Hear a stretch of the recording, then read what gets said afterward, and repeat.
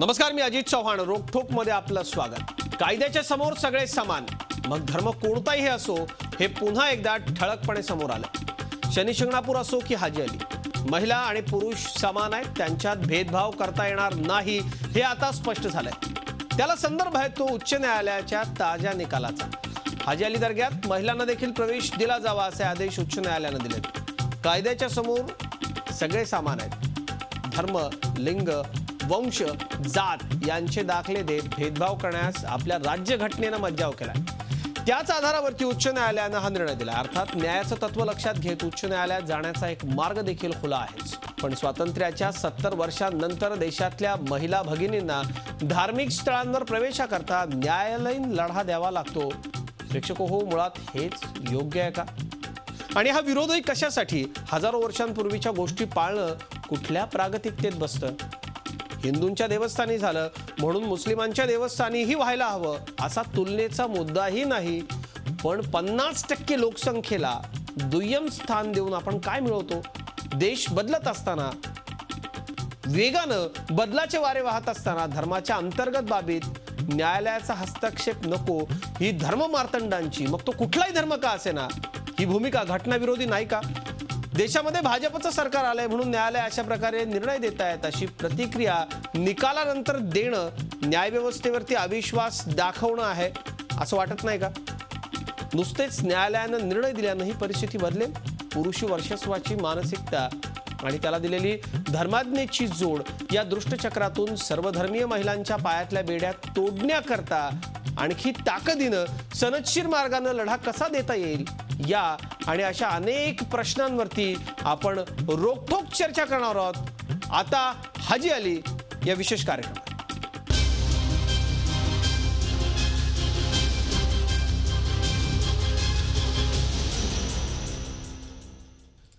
रोखोकमध्ये आपण चर्चेला सुरुवात करूयात, पण आजच्या या महत्त्वाच्या आणि तितक्याच गंभीर विषयावरती हा रिपोर्ट. राज्यघटनेनं नागरिकांना दिलेल्या अधिकारानुसार महिलांना पुरुषांच्या बरोबरीने सर्व ठिकाणी प्रवेश दिला जावा याचा पुनरुच्चार करत हाजी अली दर्ग्यात महिलांना प्रवेश दिला जावा असे आदेश उच्च न्यायालयाने दिले आहेत. हे आदेश देताना न्यायालयाने संविधानाच्या कलम 14, 15 आणि 25 या मूलभूत अधिकारांचाही उल्लेख केला. हाजी अली संदर्भात निकाल देताना उच्च न्यायालयाने विद्या बाळ यांनी शनी शिंगणापूर संदर्भात केलेल्या याचिकेचा निकालाचा संदर्भ घेतला. दर्गा ट्रस्टच्या विषयामध्ये जी याचिका होती, जनहित याचिका होती, ती उच्च न्यायालयाने मान्य केलेली आहे आणि पूर्णरित्या त्यांनी याचिका जे करणारे होते त्यांच्या बाजूंनी निर्णय दिलेला आहे आणि संविधानाच्या आर्टिकल 14, 15 आणि 21च्या विरोधामध्ये ही बंदी होती म्हणून ही बंदी सेट असाइड करून 4 वर्षापूर्वी जी परिस्थिती होती ती 4 वर्षापूर्वीची परिस्थिती रिस्टोर केलेली आहे. इस मामले में तो मैं पहले तो जो अदालत है उसको बहुत शुक्रगुजार हूँ कि उन्होंने हमारा साथ दिया और औरतों को उस लायक समझा कि ये जा सकती है. जो ट्रस्टी ने हमें समझा कि हम नहीं जा सकते लेकिन हमको कोर्ट पे पूरी उम्मीद थी और कोर्ट के फैसले पर हम थे और कोर्ट ने आज हमें फैसला सुना दिया. हम 6 हफ्ते के बाद जरूर हमारी महिलाओं को, हमारी बहनों के साथ हम वहाँ पे जरूर जाएंगे. उच्च न्यायालयाच्या निर्णयाचं सामाजिक कार्यकर्त्यांनी स्वागत केलंय. एक ऐतिहासिक जजमेंट है और इससे महिलाओं को न्याय मिलने की एक प्रक्रिया की शुरुआत हुई है और मुझे बहुत खुशी है और भारतीय मुस्लिम महिला आंदोलन की सभी महिलाओं को बहुत खुशी है क्योंकि हमने एक बहुत लंबा संघर्ष लड़ा है. उन्होंने आर्टिकल्स, कॉन्स्टिट्यूशनल प्रिंसिपल्स की बात की है कि जो ट्रस्टी थे उन्होंने भारत के संविधान के कुछ कॉन्स्टिट्यूशनल प्रिंसिपल्स को वायलेट किया था और वो प्रिंसिपल्स के डिफेंस में आज हाईकोर्ट ने औरतों के अधिकार में फैसला दिया है. मात्र एमआयएमने या निर्णयावर टीका केली आहे तर शिवसेनेनं या निर्णयाचं स्वागत केलंय. कोर्ट ने ऐसा फैसला दे दिया है, कोई बात नहीं, इससे ऊंची जो कोर्ट है सुप्रीम कोर्ट हम जाएंगे, लेकिन हमें ऐसा पूरा यकीन है कि दरगाह के अंदर जहां महिलाओं का जाना मना है, इस्लाम के अंदर मना है, उनको ऐसी इजाजत नहीं देना चाहिए थी. लेकिन मुझे बड़ा अफसोस है कि हिंदुस्तान की कोर्ट में ये कैसे ऐसे अभी फैसले आने लगे हैं, क्योंकि ये सब धार्मिक मामले हैं. इन फैसलों को नहीं देना चाहिए. महाराष्ट्रात देशामध्ये जर हा निर्णय आला असेल तर मुस्लिम महिलांना सुद्धा आम्ही नेहमी म्हणतो त्यांचे बुरखे काढले पाहिजेत, त्यांना उत्तम शिक्षण मिळालं पाहिजे, त्यांना समाजाच्या मुख्य प्रवाहात आणलं पाहिजे. तलाक तलाक तलाक हा जो प्रकार त्यांच्या आयुष्यावर लादला गेला आहे बर्बादीचा, तो दूर व्हायला पाहिजे. हे सगळं करत असताना आम्ही ह्या निर्णयाचं स्वागत करतो. तर याच याचिकेवर राज्य सरकारने मात्र सावध भूमिका घेतली. स्त्री पुरुष समानता असताना महिलांना प्रवेशबंदी करणं हे योग्य नाही. मात्र इस्लाम धर्मात महिलांना दर्ग्यातल्या प्रवेशाबाबत काही तरतूद असेल तर त्याची शहानिशा केली जाईल असं राज्य सरकारने आधीच न्यायालयात स्पष्ट केलं. आता सर्वोच्च न्यायालयात याचिका करण्यासाठी प्रतिवादींना 6 आठवड्यांचा कालावधी दिल्यामुळे अजून या मुद्द्यावरचा न्यायालयीन लढा सुरूच असल्याचं स्पष्ट होत आहे. 2012 पूर्वी हाजेली दर्ग्यामध्ये महिलांना प्रवेश होता. एवढंच नाही तर फिजा या चित्रपटामध्ये हाजेली दर्ग्यातील गाभ्यामध्ये अभिनेत्रीचं चित्रीकरण करण्यात आलेलं आहे. याही पुढे जाऊन माहीम दर्गा आणि हाजेली दर्गा या दोन्ही दर्ग्यांचे विश्वस्त एकच आहेत. मग माहीम दर्ग्यामध्ये महिलांना प्रवेश का आणि हाजेली दर्ग्यामध्ये महिलांना प्रवेश का नाकारला जातोय, हे मुद्दे प्रमुख मानत मुंबई उच्च न्यायालयाने आजचा निकाल दिलेला आहे. अजित मांढरे, झी मीडिया, मुंबई. रोकठोकमध्ये आपण चर्चेला सुरुवात करणार आहोत, पण राज्यभरातून न्यायालयाच्या निर्णयानंतर राज्यभरातून काय देशभरातून जगभरातून याविषयी सगळ्या प्रतिक्रिया आल्या आणि या दर्ग्याचे जे ट्रस्टी आहेत त्या ट्रस्टींची प्रतिक्रिया काय आहे ती आधी आपण ऐकू. हाजेली ट्रस्ट 7 मेंबर का बोर्ड का ट्रस्ट है जिसके अंदर एमिनेंट लॉयर्स भी है. हमारे एक्सटर्नल टीम में हमारे साथ में हमारे रिलीजियस स्कॉलर मुफ्तीज भी है. तो हमारे को कॉन्स्टिट्यूशन जो लॉ ऑफ लैंड है, शरीयत जो लॉ ऑफ शरीयत है और लोगों के इमोशंस देख के उसके ऊपर इन टोटलिटी हम लोग बात करेंगे, बिकॉज एक साइड की तरफ से मैं बात नहीं कर सकता हूँ कोई चीज़ पे. सोहेल खंडवानी यांची प्रतिक्रिया आपण ऐकली. सोहेल खंडवानी या दर्ग्याचे ट्रस्टी आहेत आणि जवळपास मुंबईमधला माहीम दर्गा आणि हाजाली दर्गा आहे. 1-2 ट्रस्टी वगळले तर बहुतांश ट्रस्टींचं मंडळ या दोन्ही ठिकाणी सारखंच आहे. मात्र एका ठिकाणी महिलांना प्रवेश आहे आणि दुसऱ्या ठिकाणी नाही. आपण चर्चेला सुरुवात करतोय रोकठोकमध्ये सहभागी मान्यवरांची आधी आपण ओळख करून घेऊयात. माझ्याबरोबर पुण्याहून ज्येष्ठ सामाजिक कार्यकर्त्या विद्याताई बाळ आहेत. विद्याताई, आपलं खूप खूप स्वागत रोकठोकमध्ये. माझ्याबरोबर प्राध्यापक शमशुद्दीन तांबोळे आहेत, मुस्लिम सत्यशोधक मंडळाचे अध्यक्ष, पुण्याच्या स्टुडिओमधून. आत्ता इथे स्टुडिओमध्ये इश्तियाक शेख आहेत, वरिष्ठ उपाध्यक्ष, Islamic defence cyber cell of India. Ishtiyaq भाई, आपले खूप खूप स्वागत. आणि जमील रंगरेज, मुस्लिम धर्माचे अभ्यासक, नाशिकमधून काही वेळातच आपल्याबरोबर या चर्चेमध्ये असणार आहेत. सगळ्यात आधी आपण जाऊयात विद्या बाळ यांच्याकडे. विद्याताई, सनदशीर मार्गानं दिलेला लढा आणि त्या लढ्याचा हा विजय, काय प्रतिक्रिया? मी मुस्लिम धर्मीय नाही आहे, पण मी स्त्री पुरुष समतेची लढाई लढणारी एक कार्यकर्ती आहे. आणि म्हणून मला असं वाटतं की या दर्ग्याच्या मजारपर्यंत प्रवेश देण्याला जी बंदी होती त्याच्या विरोधात केलेल्या याचिकेला मुंबई उच्च न्यायालयाने अतिशय चांगला न्याय दिलेला आहे. धर्माच्या पलीकडे जाऊन निस्पृहपणे हा न्याय दिला, याबद्दल मला कोर्टाचंही अभिनंदन करावंसं वाटतं. आणि अशा जर काही घटना यापुढेही घडत राहिल्या दुर्दैवाने की ज्याच्यामध्ये स्त्रियांवर होणाऱ्या अन्यायाच्या विरोधात याचिका होते, तर हीच निस्पृहता बाळगून आणि आपल्या घटनेचं अवधान सांभाळून त्यांनी निकाल द्यावेत अशी माझी त्यांना शुभेच्छा पण आहे. आपल्याबरोबर पुण्याच्या स्टुडिओमधून प्राध्यापक शमशुद्दीन तांबोळे आहेत. तांबोळे सर, तुमची काय प्रतिक्रिया या सगळ्या निकालानंतर? मुस्लिम सत्यशोधक मंडळाची या निकालानंतरची काय प्रतिक्रिया? विद्याताईप्रमाणेच मी पण या उच्च न्यायालयाने दिलेल्या निर्णयाचं स्वागत करतो. पण मुस्लिम महिलांचा हा जो लढा आहे तो लढा याहीपेक्षा अनेक पावलं पुढं जाणारा असा आहे. पण या छोट्याशा घटनेकडे सुद्धा आपण जर एका वेगळ्या अर्थाने पाहू शकतो की स्त्रियांचा सन्मान आणि ज्या संस्कृतीने जे पुरुषप्रधान मानसिकतेने काही नकार केलेला आहे, असं नकार देऊन जो दुय्यम स्थान दिलेला असतो, हे दुय्यम स्थान चालणार नाही. भारतीय संसदेसमोर, भारतीय संविधानासमोर इथे समता अपेक्षित आहे आणि समतेच्या दृष्टिकोनातून 2 पावलं पुढे टाकलेला हा एक पाऊल आहे. पण मला या ठिकाणी आणखीन काही गोष्टी सांगावीशी वाटते, ती अशी की हाजी अली हे एक दर्गा आहे, पण मराठवाड्यामध्ये कंधार एक गाव आहे, गुलबर्गा गाव आहे, नागपूरसारख्या ठिकाणी अनेक ठिकाणी महिलांना प्रवेश दिला जात नाही. आणि हा जो महिलांचा दर्ग्यामध्ये जाण्याचा जो एक सन्मानाने तिथे जाण्याचा जो एक निर्णय दिलेला आहे तो सुखद जरी असला तरी याच्यामध्ये मला असं वाटतं की महिलांचा जो लढा आहे तो लढा अधिक व्यापक स्वरूपामध्ये बुद्धिवादी दृष्टिकोनातून याकडे पाहायला पाहिजे. आजही महिलांना मस्जिदमध्ये जाण्यासाठी परवानगी नाही आहे, त्यांना कब्रस्थानामध्ये जाण्यासाठी सुद्धा परवानगी नाही आहे. अशाच प्रकारचे अनेक इश्यूज आहेत की त्या दृष्टिकोनातून 1-2 पावलं पुढे जाणारा हा विषय आहे असं आपल्याला म्हणता येईल.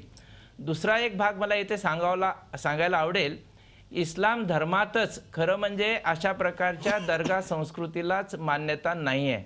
हे नंतरच्या काळामध्ये सुफीइझम जो आलेला आहे आणि सुफींच्या मृत्यूनंतर त्यांचे जे कब्र बांधण्यात आलेले आहे त्यातून निर्माण झालेले हे सर्व दर्गा आहेत.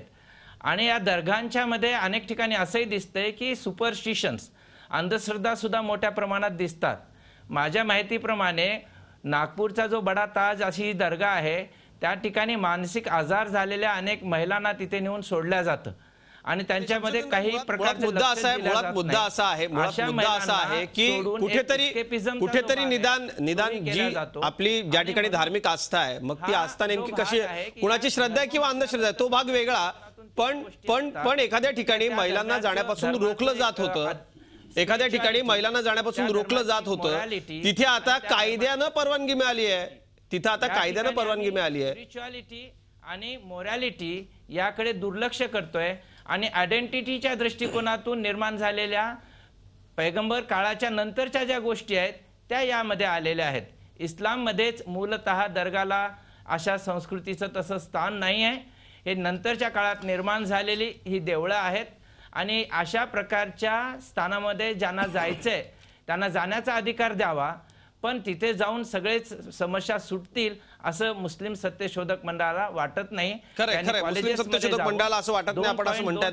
पण तुम्ही मांडताय तो मुद्दा वेगळा आहे. आणखी आपल्याबरोबर इश्तियाक शेख आहेत, वरिष्ठ उपाध्यक्ष Islamic defence cyber cell of इंडियाचे. आपण त्यांना विचारत. इश्तियाक भाई, काय प्रतिक्रिया आहे तुमची या निर्णयानंतर कोर्टाच्या? बहुत अफसोस है और मुझे ताज्जुब है कि जब कोर्ट ने इस मसले के ऊपर में अपना फैसला सुनाया तो ये मसला मज़हब से जुड़ा हुआ था, ये रिलीजियस मैटर था. तो इसकी फैक्ट्स जो हैं, इसकी सच्चाई कितनी होनी चाहिए और कितनी नहीं होनी चाहिए, इसकी बुनियाद उस रिलीजन्स के स्क्रिप्चर्स होने चाहिए थे, ना कि किसी की भावनाएं होनी चाहिए थी. इस्लाम मज़हब के एक मुल्क को चलने के लिए उसका अपना एक संविधान होता है. मुल्क अपने एक संविधान पे चलता है, उसका एक दायरा है, उसके बाहर जाके बात नहीं हो सकती. उसी तरह जब एक मजहब चलता है तो उसका अपना एक संविधान होता है और मुसलमानों के लिए उसका संविधान कुरान और हदीस है. तो मजहब कैसे चलेगा इसका फैसला कुरान और हदीस करेंगे, न कि किसी की सोच. आपण त्यातले तज्ञ आहात.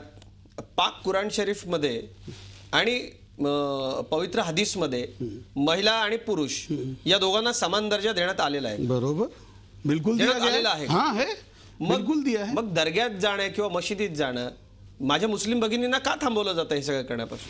कुदरत ने भी औरत और मर्द के अंदर नेचुरली जो डिफरेंस पैदा किया है, क्या औरत और मर्द हर मायने में एक हैं? क्या उनके अंदर कुछ चीज़ों को लेकर डिफरेंस नहीं है?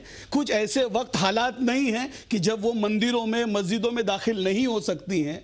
क्या ऐसे हालात नहीं हैं कि जिसके ऊपर में उनको उस जगह वो खुद जाने से परहेज करती है? तो आपल्याला असं वाटत नाही हजारो वर्षांपूर्वीच्या या सगळ्या ज्या समजुती आहेत त्याच्यात काही बदल झाला पाहिजे असं वाटत नाही? नहीं, समझौती का बात नहीं है. मैं दूसरे मज़हब की बात नहीं करता, लेकिन कुरान और हदीस जो है वो 1500 साल पुरानी है और उसके सारे बुक्स एज इट इज़ जो 1500 साल पहले जिस तरीके से लिखे गए थे वो आज तक उसी तरह लिखे गए हुए हैं. उसमें कोई ये नहीं कह सकता है कि बीच में ये लोगों की अपनी सोच आ गई है. आज लोग अपनी सोच ज़बरदस्ती इसमें डाल रहे हैं. मैं बहुत अफसोस के साथ कहता हूं कि मेरे घर में क्या पकेगा ये सरकार तय करती है और मैं मज़हब कैसे मानूंगा ये कोर्ट तय करती है. तो फिर मेरी स्टँडिंग कहाँ है? मेरे मजहब की स्टँडिंग कहाँ है? मेरे स्क्रिप्चर्स की स्टँडिंग कहाँ है? याच्यामध्ये जर काही चुकत असेल, जर चुकीचं असेल आणि बरोबर निर्णय न्यायालयाने दिला तर तोही आपल्याला चुकीचा वाटतो. असं स्त्री पुरुष या दोघांमध्येही संविधान फरक करत नाही. बिल्कुल. एक मुसलमान होने के नाते मेरे मजहब का संविधान, मेरे मजहब का कुरान, मेरे मजहब की हदीस किसी के साथ में दो बात नहीं करती है, दोनों को बराबर का दर्जा देती है. जिसकी जगह जो जिधर है, जिसके लिए जो ज़्यादा मुफीद है, जिसके लिए जो ज़्यादा फ़ायदेमंद है, उसके लिए कुरान और हदीस ने वो रास्ता बताया है. ये दोहरा न्याय है, ऐसा आपको नहीं लगता? एक जगह पर आप कह रहे हैं कि स्त्री और पुरुष में कोई भेदाभेद नहीं है, पर वो दरगाह में नहीं जा सकते, वो मस्जिद में नहीं जा सकते. मेरी बहनों के साथ 50% आबादी के साथ ये नाइंसाफी, ऐसा आपको नहीं लगता? आपको किसने कह दिया कि मस्जिद में नहीं जा सकते? अब यही तो बात है कि आप जामा मस्जिद दिल्ली आप कभी जाइए, वहाँ पे औरतों के लिए इतनी बड़ी मस्जिद है कि वहाँ पे औरतों के लिए अलग से नमाज का इंतजाम है. औरतें को मर्द के साथ में खड़े रह के नमाज पढ़ने की इजाजत नहीं है, कंधे से कंधा. लेकिन उनके लिए एक अलग इंतजाम है जहाँ पे वो अपनी इस्मत को बचाते हुए, अपना पर्दा करते हुए अपने तरीके से नमाज अदा कर सकते हैं. कोई नहीं रोकता उनको. लेकिन ये एक जनरल परसेप्शन बन गया है कि औरतों को इस्लाम में मस्जिद में जाना नहीं. जहां मस्जिदों में वो इंतजाम नहीं है, मस्जिदें छोटी हैं, अलग से अरेंजमेंट नहीं किया जा सकता है, औरतें खुद मस्जिद तक नहीं जाती हैं, वो अलग बात है.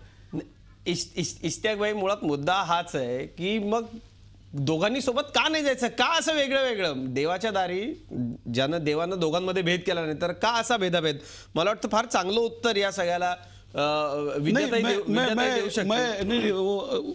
इसके ऊपर में आप उनसे उत्तर लेने के बजाय मुझसे उत्तर ले लें तो ज्यादा बेहतर होगा. उत्तर दे, आपण पुढे जाऊया. आज समाज, आज की तारीख में भी समाज जो है ना, वो औरतें कितनी समाज में इतना प्रोटेक्शन देने के बाद कितनी सेफ हैं, ये आप और हम अच्छी तरीके से जानते हैं.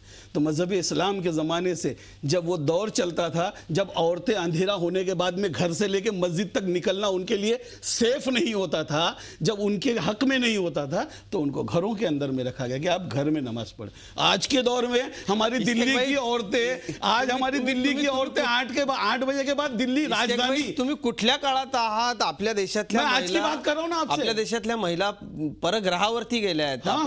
आपण अशा युगामध्ये जर अशा गोष्टी केल्यात, मला आश्चर्य वाटते तुमच्या बोलण्याचं. विद्याताई, आजच्या काळामध्ये हजारो वर्षापूर्वीच्या गोष्टींच्या बाबतीत अशा संदर्भातली सगळी वक्तव्य कुठल्या प्रागतिकतेमध्ये बसतात? काय या सगळ्या वक्तव्यांवरती तुमची प्रतिक्रिया काय? मला एकतर सांगावंसं वाटतं की स्त्री पुरुष समतेचा मुद्दा हा एक युनिव्हर्सल मुद्दा आहे. जगभरातल्या सर्व स्त्री पुरुषांसाठी न्याय देणारा हा मुद्दा आहे आणि तो सर्व धर्मांना ओलांडून जाणारा मुद्दा आहे, असं माझं मत आहे.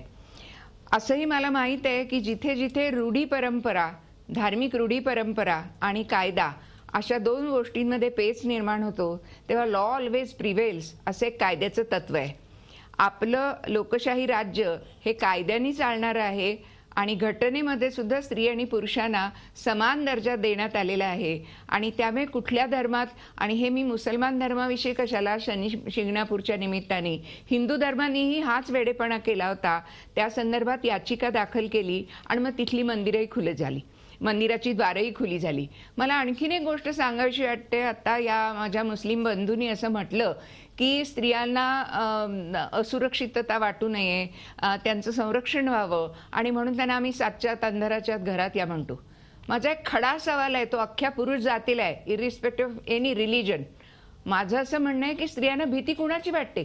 काय वाघ, सिंह आणि लांडगा कोल्ह्यांची भीती वाटते का स्त्रियांना वाईट नजरेने बघणाऱ्या पुरुषांची भीती वाटते? तेव्हा स्त्रियांना घरात बसून अत्याचार कमी होणार नाहीत, कारण घरात सुद्धा स्त्रियांवर अन्याय आणि अत्याचार होत असतात. जेव्हा पुरुषांची नजर साफ होईल तेव्हा स्त्रिया सुरक्षित होतील. तेव्हा स्त्रियांना सुरक्षित ठेवण्यासाठी आम्ही त्यांना इथे जा आणि इथे जाऊ नका असं जर सांगत असू तर ते बोलणं काही तर्काला धरून यायचं नाही. दुसरी महत्त्वाची गोष्ट की पाश्चात्य देशांमध्ये जिथे लोकशाही आली तिथे आणि सेक्युलर राजवट आली, त्यावेळेला त्यांनी पहिल्यांदा धर्माचा कुठल्याही व्यवहारामध्ये राजकीय हस्तक्षेप असता कामा नये असं धर्म आणि राजकारणीनं वेगळं केलं. याच पद्धतीने समाजामध्ये सुद्धा जेव्हा संविधान आहे तेव्हा संविधान हेच सर्वश्रेष्ठ आहे आणि त्याचा जो कायदा, त्यातली जी तत्व आहेत ती स्त्री पुरुष जात धर्म या सगळ्यांना सारखी लागू असली पाहिजेत, अशी खरी म्हणजे आपल्या सर्व भारतीयांची बांधिलकी हवी असं माझं मत आहे.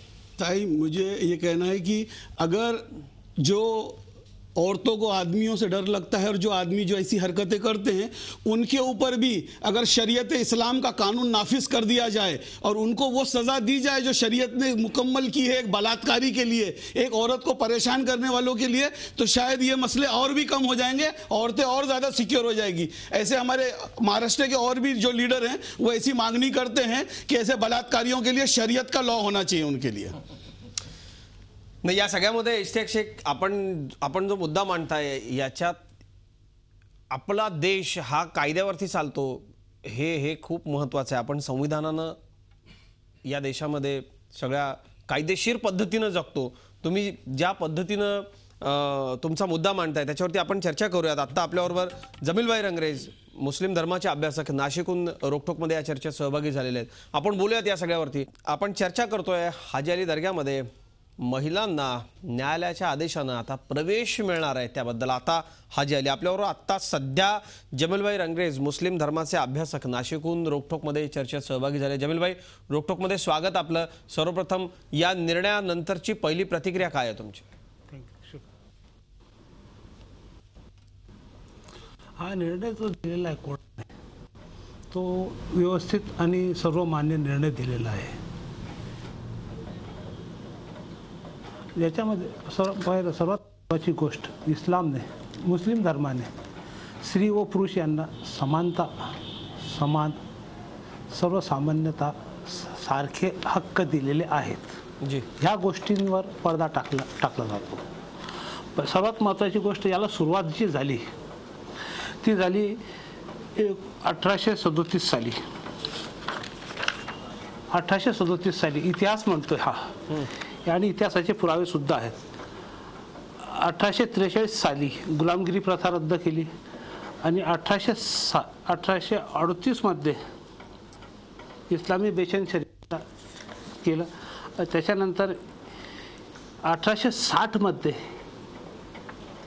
इस्लामी फौजदारी कायदा रद्द करून इंडियन पिनल कोड सर्व मुस्लिमांना समप्रमाणात लागू करण्यात आलं। त्यावर महत्त्वाची गोष्ट अशी येते समोर का त्यावेळेस इंग्रजांचे हाताखाली जे होते ते त्यांना आपण इंग्रजांचे चमचेच म्हणू आजच्या काळात, त्यांनी ह्या गोष्टीला मान्यता दिली आणि अनेक धर्मग्रंथ, अनेक धर्माभ्यासक हे इस्लाममधील उदारमतवाद याचं वावा करत होते। त्यामुळे इंग्रजांनी त्या इस्लाममध्ये हस्तक्षेप करून 1937 साली शर्यतीचा कायदा आणला। शर्यतीचा कायदा केव्हा आणला गेला हा 1937 साली। त्याच्यानंतर त्या काळातले जे गुलामगिरीमध्ये होते इंग्रजांच्या, त्यांनी त्यासाठी एकत्र येऊन मुस्लिम व्यक्तिगत कायदा मंडळ म्हणून स्थापन केलं, ज्याला आज आपण मुस्लिम पर्सनल लॉ बोर्ड म्हणून उल्लेखतो। तेव्हापासून हा मुस्लिम पर्सनल लॉ बोर्ड सुरू झालेला आहे। राहिला इस्लामी कायद्यांची गोष्ट, शरीयत, कुराणात जे आदेश आलेले आहेत ते डायरेक्ट वरून आलेले आहेत, खालून नाही। मी यांनी असं सांगितलं म्हणून हे झालं, तसं सांगितलं म्हणून हे झालं, हे जे हवाल्याचे जे कायदे आहेत हे इस्लाममध्ये झालेले, म्हणजे आता संशोधन करणारे जे असतात, मी आज संशोधन केलेलं आहे, याचं शोध केलेला आहे, कुठं काय आहे याचा उल्लेख माझ्याजवळ आहे, आता आहे। तर त्यांना ह्या गोष्टी खटकल्यात, इंग्रजांना ह्या गोष्टी खटकल्यात, म्हणून त्यांनी हे कायदे आणलेत आणि याच्यामध्ये मुस्लिमांमध्ये भेदभाव इथनं निर्माण झाला। इथनं सांप्रदायिक प्रथा सुरू झाली। सुन्नी, देवबंद, अहले हदीस इथे हे जे संप्रदाय वेगवेगळे फूट निर्माण झाली ही ह्या वेळेपासून झालेली। त्याच्यापूर्वी ह्या भेदभाव इस्लाममध्ये नव्हता। आता दर्गा प्रवेश, आता एक हाजी अली दर्गा प्रवेश म्हणतायत, अरे भारतातच घ्या ना, अजमेरला जा, खाजा गरीबन नवाजांच्या, खाजा हिंदल वली म्हणजे भारताचे जे यांना बॉस म्हटलेलं आहे आमच्या धर्मात, भारतातल्या इस्लाम धर्मात खाजा हिंदल वली म्हणजे भारताचे ते वली आहेत। त्यांच्या दर्ग्यामध्ये जाण्यासाठी स्त्रियांना प्रवेश आहे, तर इतर दर्ग्यांमध्ये का नाही? हा याचे जे मक्तेदारी म्हणजे याचे जे ट्रस्टी असतात हे निर्माण करतात, ट्रस्टी निर्माण करतात, आणि त्याच्यात सर्वात मोठा हात असतो तो तेथील पुजाऱ्यांचा. कारण स्त्रियांना प्रवेश नाही मिळाला. मी स्वतः माझ्या डोळ्यांनी अनेक वेळेस पाहिलेलं आहे. 50ची नोट आहे तर टाकून द्या पेटीमध्ये, 500ची नोट आहे तर ती टाकून घ्या खिशामध्ये, असं हे सर्रास चालतं प्रत्येक दर्गेवर. या गोष्टीला वाचा फोडली जात नाही. या सगळ्या निमित्तानं आपल्याबरोबर आता इश्तियाक शेख आहेत, ते वरिष्ठ उपाध्यक्ष आहेत Islamic defence cyber cell of इंडियाचे, जमीलभाई, आणि शमशुद्दीन तांबुळे आहेत आपल्याबरोबर, अध्यक्ष आहेत मुस्लिम सत्यशोधक मंडळाचे, विद्या बाळ आहेत सामाजिक कार्यकर्त्या पुण्याहून.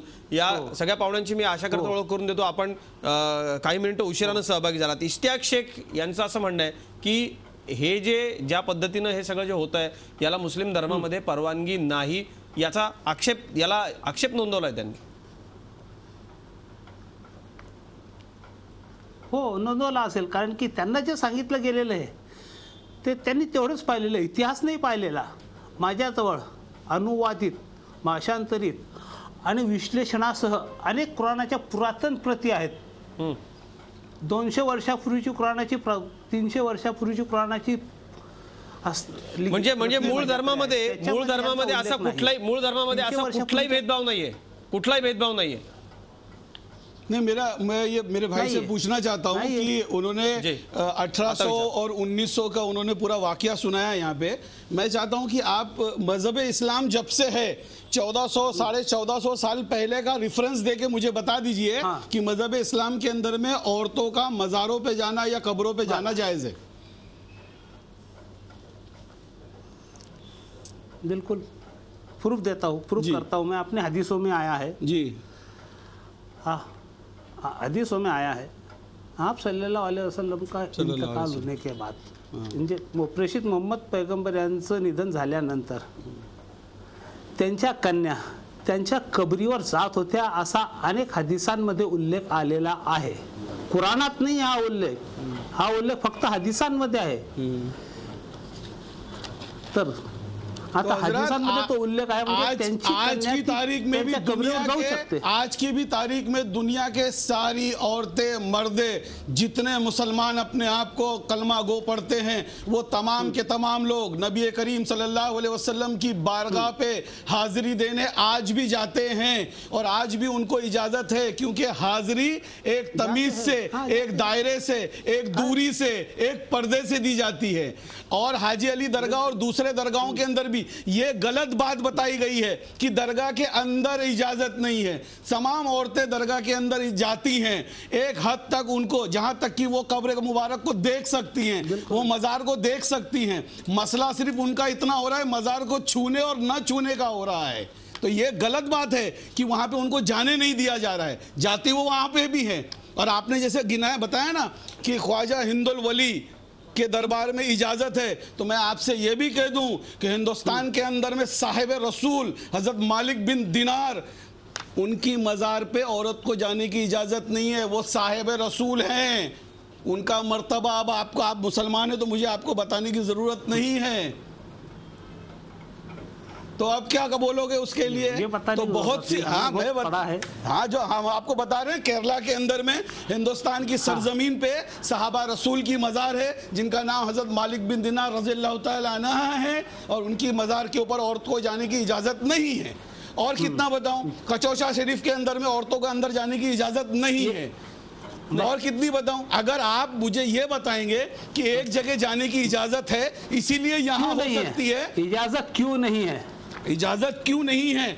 उस भीड़ में इजाजत क्यों नहीं है? नहीं, उस मज़ार को छूने के लिए उस भीड़ के अंदर में वो अपनी इस्मत खराब करके वो भीड़ के अंदर में अपने पूरे जिस्म को, मज़हब इस्लाम के अंदर में औरत की इस्मत को सबसे ज़्यादा तरजीह दी गई है.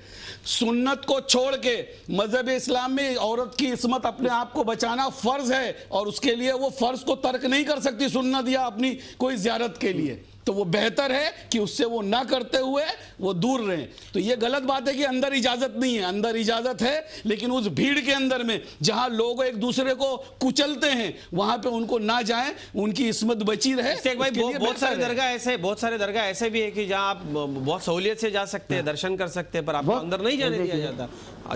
बात ये नहीं कि हर दरगाह पे जाने के लिए आपको बहुत भीड़ से जाना पड़े या बहुत सारे लोग हो, वहां पे एक दूसरे को टच हो। नहीं भाई देखो क्या है ना कि ऐसा तो नहीं है कि आज भीड़ नहीं है, कल है तो आज इजाजत है, कल इजाजत नहीं है। एक जनरल है। मुळात मुद्दा हाच आहे इस्तेक भाई की कुठल्याही धार्मिक ठिकाणी फक्त महिला आहे म्हणून तुम्ही कसं काय रोखू शकता? रोखू शकत नाही। किंवा आता जसं आपल्याला जमीलबाईंनी सांगितलं की मूळतः धर्मामध्ये आणि कुराण पाकमध्ये जे सर्वोच्च आहे त्याच्यामध्येच असा कुठला भेदभाव नाहीये, मग ही सगळी ठेकेदारी आली कुणाची? विद्याताई, मी आपल्या जमीलबाई येतो मी आपल्याकडे, विद्याताईंना बोलायचंय। विद्याताई, मला इथे दोन गोष्टींबद्दल बोलायचंय। एक तर आता पुन्हा मगाचाच मुद्दा आला की मंदिरांमध्ये किंवा मशिदीमध्ये जेव्हा खूप गर्दी येते, गर्दी जमते आणि जेव्हा स्त्री पुरुषांसाठी वेगवेगळे मार्ग नसतात, एकच मार्ग असतो, त्यावेळेला स्त्रियांची इज्जत सांभाळली जावी यासाठी स्त्रियांना बंदी केली आहे। पुन्हा पुन्हा प्रश्न उद्भवतो की माझ्या शेजारी पुरुष असला तर त्याचं काय कर्तव्य आहे का मला स्पर्श करणं आणि घाणेरड्या नजरा देणं? त्याचं कर्तव्य हे आहे की माझ्या शेजारी स्त्री आहे, ते माणूसच आहे आणि तिची इज्जत मी केली पाहिजे आणि म्हणून मी तिला कुठल्याही प्रकारे घाणेरड्या पद्धतीने स्पर्शाने किंवा नजरेने बघता कामा नये। हे जर धार्मिक पुरुष तिथे जाऊन पाळू शकत नसतील तर त्यासाठी स्त्रियांना बंदी करणं हे ॲट व्हॉट कॉस्ट असा एक प्रश्न आहे। दुसरा जो मुद्दा मगाशी त्यांनी उपस्थित केला होता, जमीलबाईंनी केला होता, तोही फार महत्त्वाचा आहे की धर्मामध्ये काय सांगितलं आहे यापेक्षा धर्माचे ठेकेदार, मंदिरांचे विश्वस्त आणि व्यवस्थापक आणि पुजारी काय करतात ही गोष्ट महत्त्वाची आहे। शनी शिंगणापूरला पहिला न्यायालयाचा आदेश याचिकेनंतर आला त्यावेळेला खरं म्हणजे यांनी सांगितलं की आमची इतके वर्षांची परंपरा आहे आणि त्या परंपरेमुळे आम्ही ती परंपरा मोडून स्त्रियांना प्रवेश देऊ शकत नाही। मग जेव्हा दुसऱ्या वेळेला तृप्ती देसाई ते डॉक्युमेंट घेऊन गेल्या तेव्हा त्यांना हार खाणं भाग होतं आणि शिवाय अन्य काही कारणं घडली की ते कवडीचं पाणी घालायला आले आणि त्यांनी ऑलरेडी तिथे कब्जा मिळवला आणि त्याच्यानंतर स्त्रियांना प्रवेश दिला। माझा सवाल हा आहे, कालपर्यंत ज्या परंपरेचा जाज्वल्य अभिमान बाळगून तुम्ही असं म्हणत होता की हे मी मोडू शकत नाही, ते दुसऱ्या दबावाखाली तुम्ही दुसऱ्या दिवशी कसं काय मोडू शकलात? याचा अर्थच असा की धर्म काय सांगतो ती एक वेगळी गोष्ट आणि मध्यस्थ दलाल, ज्यांना महात्मा फुल्यांनी दलाल म्हटलं होतं किंवा मध्यस्थ म्हटलं होतं, हेच सगळा गोंधळ घालतात। किंवा चांगल्या नजरेने न पाहणारे पुरुष, जे पुरुष नसून केवळ नर आहेत, ते माणूस सुद्धा नाही आहेत, असा ज्यांच्यावर आरोप दुर्दैवाने करावा लागतो, ती माणसं याला जबाबदार आहेत आणि त्याची किंमत चुकती करण्यासाठी बायकांना प्रवेश बंदी ही अतिशय अन्यायकारक गोष्ट आहे। खरं विद्याताई, आणि जे पुरुष स्वतःवरती संयम ठेवू शकत नाहीत किंवा या पुरुषांच्या तिथल्या अस्तित्वामुळे महिलांना प्रवेश नाकारला जातो, मुळात हेच फार आक्षेप घेण्याजोग आहे। शमशुद्दीन तांबोळी, मी आपल्याकडे येतो। या निर्णयानं खरं तर मला एक गोष्ट या ठिकाणी आवर्जून सांगावीशी वाटते की यावर्षी आम्ही अशा 2 मुस्लिम महिला भगिनींचा सन्मान केला ज्या तलाकशुदा ज्या आमच्या मुस्लिम भगिनी आहेत त्यांच्याकरता काम करतात आणि आमचा अनन्य सन्मान त्यांना दिला गेला झी 24 तासचा। इतकं सगळं विदारक चित्र आहे, ते सगळं पाहिल्यानंतर खरंच खूप वाईट वाटलं आणि असं वाटलं की आमच्या मुस्लिम भगिनींकरता लढा देणं किती गरजेचं आहे आणि जे लढतायत त्यांच्या पाठीशी ताकद उभं करणं किती गरजेचं आहे। तांबोळी साहेब, कुठेतरी हा निर्णय महिला हक्काचा लढा पुढे येऊन जाणार आहे असं वाटतं का? निश्चितपणेच हा लढा त्या दिशेने पुढे घेऊन जाणारा आहे, पण तिथे थांबून चालणार नाही। माझे अजून 1-2 मुद्दे असे आहेत की आज आम्हाला 21व्या शतकात जगायचं आहे का 14व्या शतकात जगायचं आहे हे एकदाच आम्हाला ठरवायला पाहिजे। आमच्या दोघाही मुस्लिम बांधवांनी एक मुद्दा असा मांडला कि इस्लाम की अपनी एक संविधान है, तो इस्लाम की अपनी एक संविधान हो सकती है, लेकिन हम भारतीय नागरिक हैं और भारतीय नागरिक की भी एक संविधान है। तो अगर से इन दोनों में क्लैश होता रहेगा तो हम किसको मानने वाले हैं? भारतीय संविधान को मानने वाले हैं या इस्लामिक संविधान को मानने वाले हैं? इसका भी फैसला होना चाहिए। उसी भारत भाई साहब, उसी भारत के संविधान ने, उसी भारत के संविधान ने हमारे लिए पर्सनल लॉ तहत करके हमें अलग रखा है। उसी भारत के संविधान में हमको हमारा मजहब पालने की इजाजत दी गई है। आदमी के भी है, औरत के नाम से एक भी दरगाह क्यों नहीं है? और दूसरी बात यह है, तलाक के बारे में जब मुद्दा आता है तो शौहर को ही वो हक क्यों दिया गया है? भाई साहब, या तो 4 बीवियां करनी होती है, देखो क्या तो सिर्फ आदमी को ही क्यों करने को मिलती है? साहब, आप मजहब के बारे में बात अगर कर रहे हैं, आज के जमाने में साहेब मुद्दा जो आजचा आहे त्यावर बोलूया। आपले सगळे मुद्दे बरोबर आहे, पण चर्चा भरकटायला नको। शमशुद्दीन तांबोळीजी, आजच्या मुद्द्यावर आपण बोलूया। आजच्या मुद्द्यावर आपण बोलूया। आपको पता भी नहीं कि कितनी ऐसी माएं हैं जिनकी मज़ारें मौजूद हैं। आणि जग आंधळं करून आम्हाला भागवणार नाहीये। जगाला आम्हाला शांतता द्यायची आहे, अहिंसा द्यायची आहे आणि शांततेच्या मार्गाने घेऊन जायचंय। आणि म्हणून भारतीय संविधान आम्ही पाळतो, म्हणजे फक्त भारतीय संविधानाचं 25वा कलम पाळून चालणार नाहीये, तर 14व 15व 21व कलम सुद्धा आम्हाला लागणार आहे। शमशुद्दीन तांबोळीजी, आत्ताचा जो मुद्दा इथं उपस्थित झालेला आहे, ज्या पद्धतीने इश्तियाक शेख म्हणतायत, इश्तियाक शेख ज्या पद्धतीने बोलतायत, तांबोळी साहेब एक मिनिट, आजच्या मुद्द्यावर आपण बोलूया। सर, मैं शमशुद्दीन साहब आपसे सिर्फ 2 बात करना चाहता हूँ। 2 मिनट आजच्या मुद्द्यावर बोलूया। चर्चा की जाए, झगड़ा नहीं किया जाए। आपण आजच्या मुद्द्यावरती बोलूया, आजच्या मुद्द्यावर बोलूयात। आणि मला इश्तियाक भाई, तुम्ही उपस्थित केलेल्या एका खूप महत्त्वाच्या मुद्द्यावरती मला बोलायचं इथे। जमीलभाई रंगरेज, मी तुमच्याकडे येतो। मुस्लिम धर्माचे अभ्यासक म्हणून सांगा, काही हरकत नाही, आमचे मुस्लिम बांधव या देशामध्ये अल्पसंख्याक आहेत, त्यांना विशेष अधिकार आहेत, मुस्लिम पर्सनल लॉ बोर्ड आहे। पण जर कुठला धर्म किंवा त्या मुस्लिम पर्सनल लॉ बोर्डाचा एखादा निर्णय किंवा अशी एखादी गोष्ट कायद्यापेक्षा तर मोठी असू शकत नाही, जर कोर्टानं, न्यायालयानं एखाद्या गोष्टीचा निर्वाळा दिला तर तो पाळला पाहिजे की नको? आणि विशेषतः चुकीचं पाळा असं कोणी सांगतच नाहीये।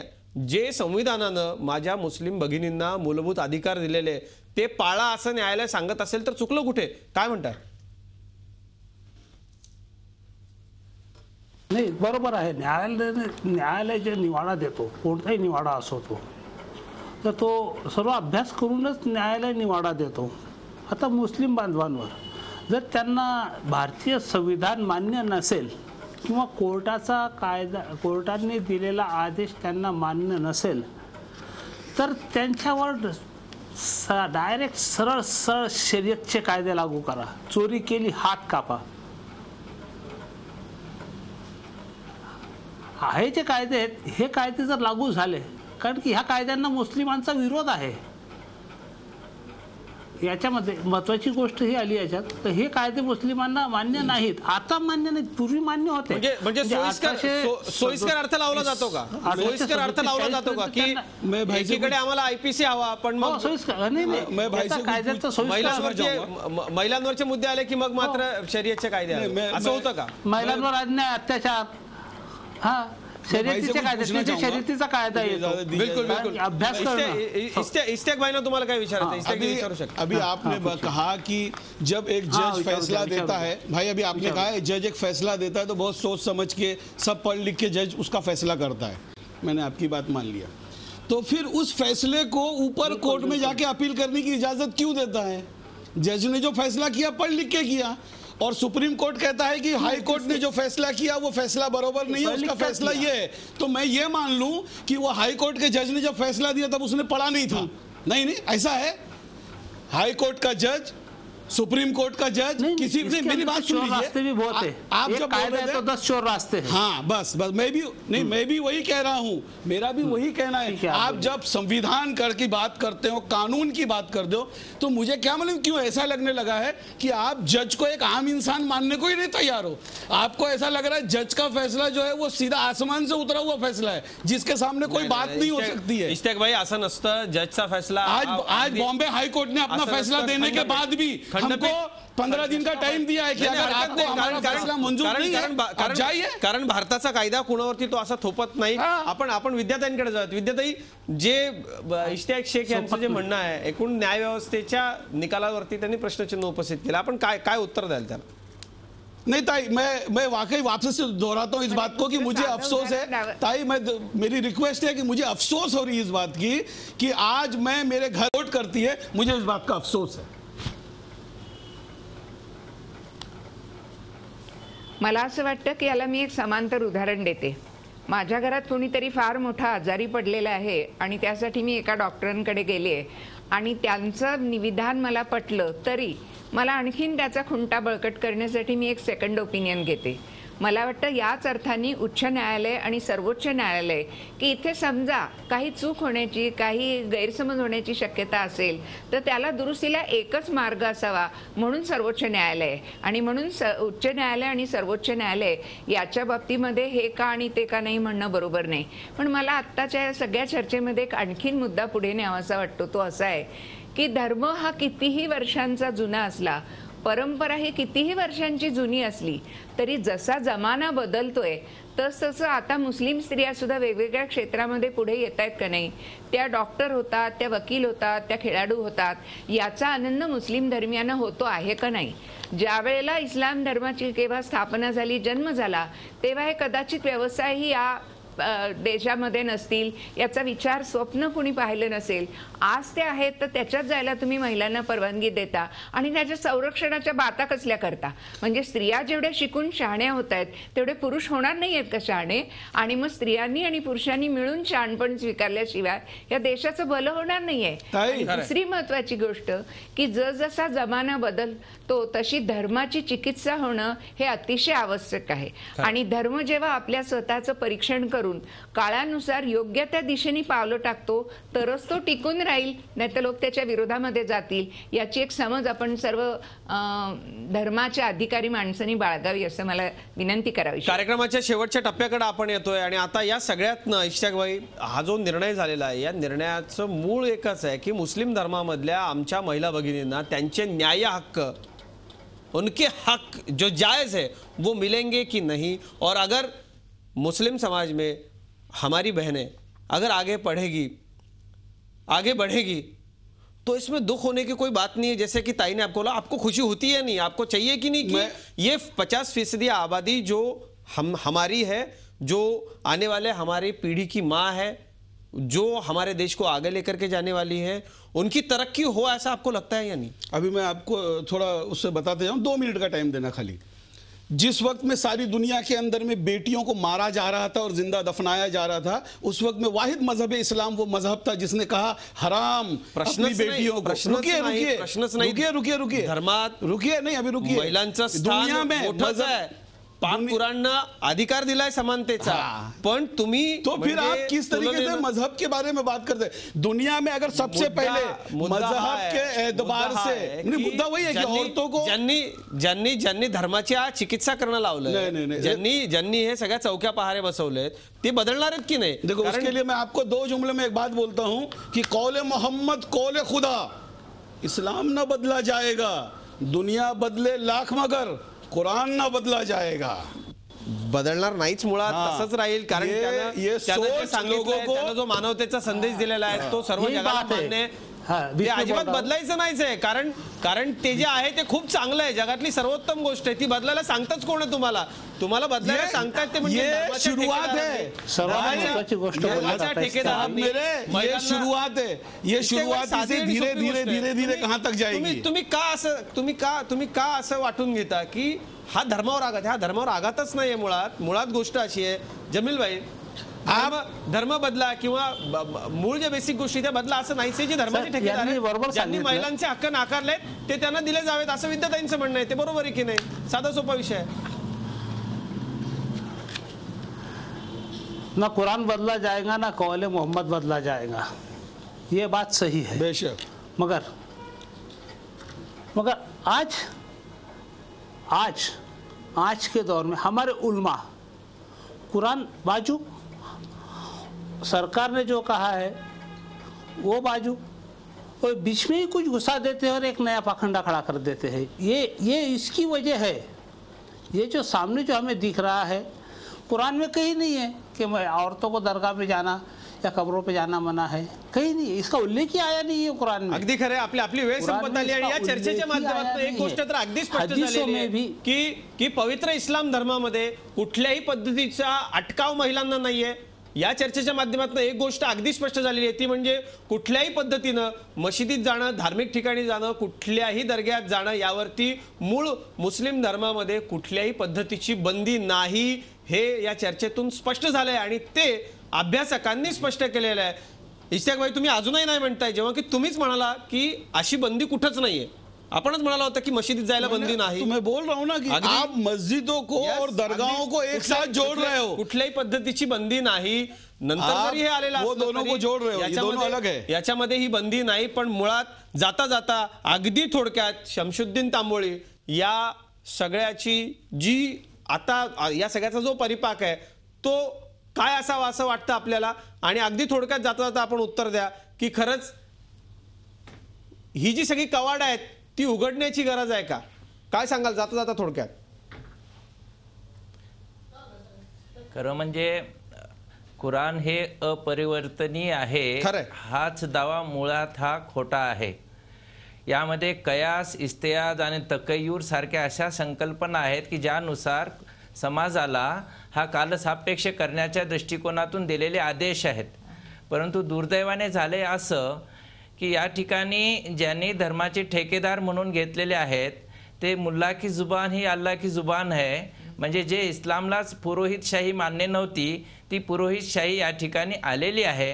आणि शेवटी असंच म्हणावं लागेल की धर्मामध्ये काय सांगितलेलं आहे आणि काय सांगितलेलं नाही या पलीकडचा दृष्टिकोन आम्ही स्वीकारणार आहोत का नाही? साहब, ये तो तंबोली साहब, ये फैशन है आज की तारीख में अपने आलिमों को गाली देना, अपने आलिमों को नीचा दिखाना, ये फैशन है। इसमें आप कोई नया काम नहीं कर रहे हैं, ये फैशन की बात है। आप हमेशा उनको, उन चुनिंदा लोगों को जो शायद गलत हो सकते हैं उनकी बात करते हो, लेकिन उनके सामने हिंदुस्तान के पाए के बुजुर्ग, पाए के आलिम, या चर्चेचा शेवट करताना मला इतकंच सांगावंसं वाटतंय, मला इतकंच सांगावंसं वाटतंय की एक तर या चर्चेतनं एक गोष्ट इथे स्पष्ट झालेली आहे, ती म्हणजे जे मूळ धर्मामध्ये नाही ते आमच्या महिला भगिनींवरती लादलं जातंय हे अगदी स्पष्ट आहे। या निर्णयाला आव्हान द्यायला 6 आठवड्यांचा वेळ माननीय न्यायालयाने दिलेला आहे। पुढे येत्या काळामध्ये हा जो निर्णय आहे तो सर्वोच्च न्यायालयात देखील कायम राहील अशी अपेक्षा सुधारणावाद्यांना आहे। पण आत्ताच्या आजच्या या चर्चेमधनं अनेक महत्त्वाच्या मुद्द्यांवरती आपण प्रकाश टाकला आणि येत्या काळामध्ये आपण अशी अपेक्षा करूयात की कुठेतरी सुधारणावादी विचारांना वाव मिळण्याची जी परिस्थिती आहे ती अशीच राहील, किंबहुना यापेक्षा आणखी जास्त परिस्थिती या सगळ्या सुधारणावादी विचारांच्या करता ती खुली होईल आणि मुस्लिम धर्माचार्य जे आहेत, जे मौलवी आहेत, जे धर्माचा अर्थ सर्वसामान्य जनतेला सांगतात ते आमच्या मुस्लिम भगिनींच्या बाबतीत उदारमतवादी धोरण स्वीकारतील अशी अपेक्षा आज रोखठोक संपताना आपण व्यक्त करूयात। आणि खरं तर त्यांनी हे स्वीकारावं, कारण संविधानानं आणि महत्त्वाचं म्हणजे पाक कुराणनं दिलेला हा त्यांना अधिकार आहे, त्यांना भीक नको आहे, त्यांचा अधिकार हवा आहे आणि हा अधिकार मिळवण्याकरता भारताचं संविधान